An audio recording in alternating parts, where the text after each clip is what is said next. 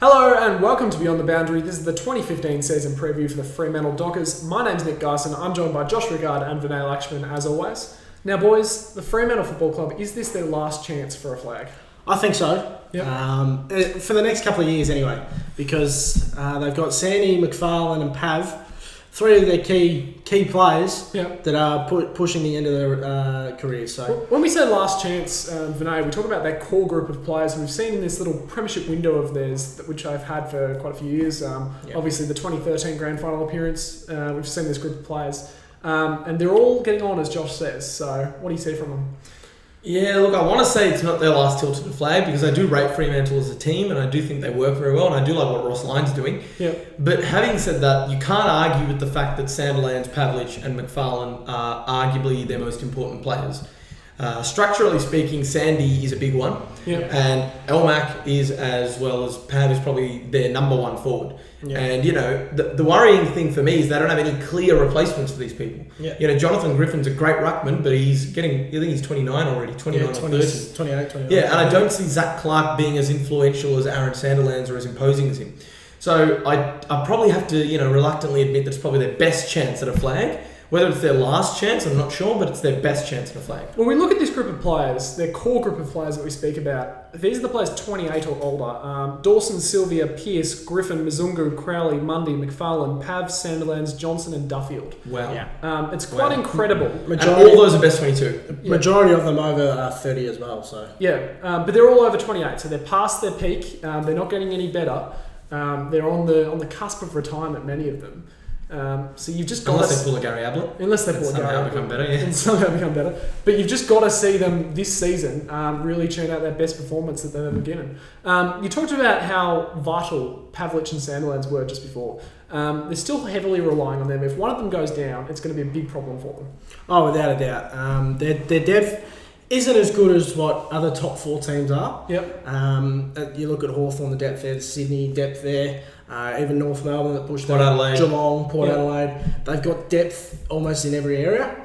Whereas Fremantle, I don't see a hell of a lot of depth. I think Fremantle have a lot of midfield depth. And maybe even a lot of small forward depth. With guys like Hayden Crozier coming through. But it's those key positions that they lack. You know, the ruckman, the key position forward, the key position defender. Yep. You know, Alex Silvani springs to mind as one that's been in and out as a key position defender. And he's probably the replacement, I'd say. For McFarlane, And Tabernar's replacement for Pav, probably. Yep. So, they're working at it. They haven't forgotten about it. One of the positives for Fremantle, Nathan Fyfe, Lockie Neal, Stephen Hill, they've all got another pre-season under their belt. Should see some big improvement from those players in 2015. Well, Fyfe suffered another injury during the pre-season last week. So a little... hamstring niggle. Yeah, a little concern. Yeah. But he's okay now. Yeah. He's not back training with the full group yet. Okay. So it's not something you perhaps expect him to miss round one from, but it's not ideal. But you also had that shoulder injury for the International Rules Series. Missed that. Missed a few weeks of pre-season. Never good missing any weeks of pre-season because you do things 6 days a week, so you're trying new things and everything like that. So it's never... He may be around the club, but he's not being involved. So it's never good to miss any type of weeks in the pre-season. Lockie Neal and Stephen Hill are going to have massive years. I'll say that right now because they had very, very good 2014s. Yep. I think 2015 they can go to the elite level. Now, Colin Sylvia was banished to the waffle. Turned up at training, wasn't fit enough, had a bit of puppy fat on him, apparently. What do we see from him? Can he get back, or do you think this is the end for him? I think sadly he's probably done. Yeah. He's gotten to an age where he doesn't have much time left. There's another year of draftees that have just come in as well. The likes of Lockie Weller, Ed Langdon and Connor Blakely, who we didn't mention, are all very, very good players. They've drafted very well this year at Fremantle. I just don't think he's, going to slot back in. He was a great player at Melbourne. Yep. It was always going to be interesting to see how he went at Fremantle. And it didn't quite pan out. He got opportunities and it didn't quite pan out how he wanted to. Well, the thing is, he got a 4-year contract when he got there. So he's still got another 2 years on his contract after this season. After this season. So it's going to be a tough call. But for the better of the football club, I don't think he plays a role on that side. They may have to pay him out. One thing I was going to mention is that we mentioned all those ageing players that are on the out. They've drafted to replace those players. Lockie Weller, quick guy that can play off half back to replace the likes of Duffield or Johnson. Connor Blakely, very similar to David Mundy.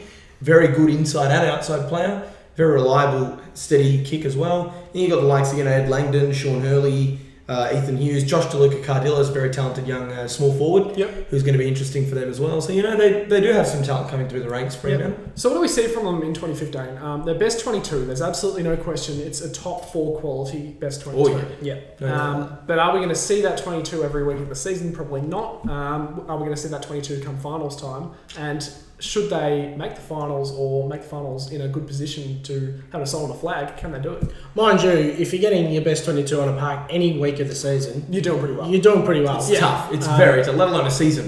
Exactly right. You look at Hawthorn who won the flag. Brendan Whitecross is in their best 22, didn't play in the grand final last year. So that's just an example. But you're going to be doing pretty well to keep your best 22 on the ground.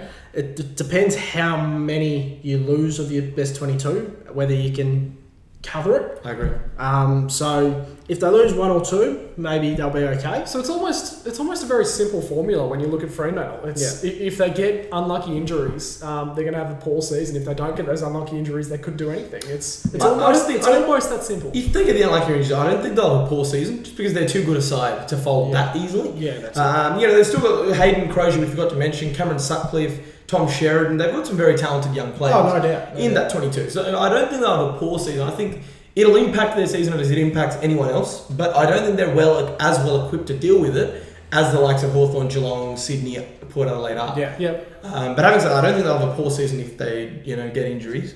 Well, the thing is, we can't underestimate how much of an impact Patterson Stadium has. Oh, yeah. Playing there every second week, it's a massive advantage. Got a nice little shack down there in Cadinia Park. Little hut that they've got. No one else is allowed to play there or train there. He's lost his trail of thought, but it's only Geelong. But you can't underestimate the impact that Patterson Stadium has. Teams travelling, especially Brisbane and Sydney, while the eastern seaboard sides coming over to Perth, it's a 5-6 hour flight. Tough. Weather conditions are completely different. West Coast and Fremantle have adjusted to it because they've been doing it for quite a long time. They travel every second week. But for a Melbourne side that's maybe stayed in Melbourne for 5-6 weeks, having to travel over to Fremantle, it is tough. So that's a positive in their area. Well, having said all that, the pass mark we've given them for 2015 is to make top 4. It's been their aim for quite a few years now, and they've just fallen short on a couple of occasions. This year, you'd say if they don't make it, they consider that a disappointing year. And as we said at the start of the show, it's possibly, not definitely, but possibly their last chance to have a really good crack at it. That concludes our 2015 season preview for the Fremantle Football Club. I hope you enjoyed it, and we'll see you next time.